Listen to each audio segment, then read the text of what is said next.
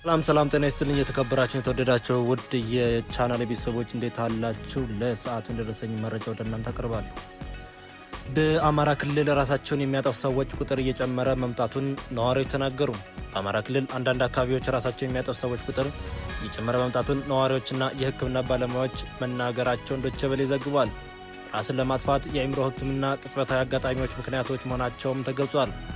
በባህር ዳር ፈለገ ሕይወት ሆስፒታል ባለፉት 7 ወራት ብቻ 156 ከራስ ማጥፋት ጋር በተያያዘ ወደ ሕክምና የመጡ ሰዎች መኖራቸውን አንድ የሕክምና ባለሙያ ተናግረዋል። በፈለገ ሕይወት አጠቃላይ ስፔሻላይዝ ሆስፒታል የድንገተኛ ክፍል ኃላፊ ዶክተር ጓዴ ተዋበ ከአዲስ ዓመት መግቢያ ጀምሮ ራስን ከማጥፋት ጋር በተያያዘ ጉዳዮች ወደ ሆስፒታል መምጣታቸውን ገልጸውልናል።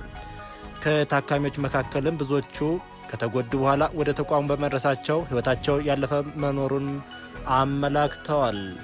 በተያያዘ ዜና የአሜሪካ መንግስት በነደብረ ጽዮን ህወሓት አመራርና ከነሱ ጋር ተሰልፈው ጊዜያዊ አስተዳደር ላይ መፈንቅለ መንግስት እየፈጸሙ ያሉ አመራሮች ላይ ማዕቀብ ለመጣል ማሰቡን ዘኢኮኖሚ ዘግቧል።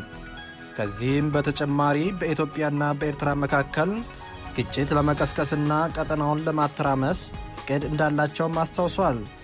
የህወሓት ቡድን ከኤርትራ ጋር በመሰለፍ የአብይ አህመድን መንግስት ለመጣል ጥምረት ፈጥሯል ያለ ሲሆን ዶክተር ደብረጽዮን ከኤርትራ ጋር ግንኙነት የለም ሲሉ አስተባብለዋል።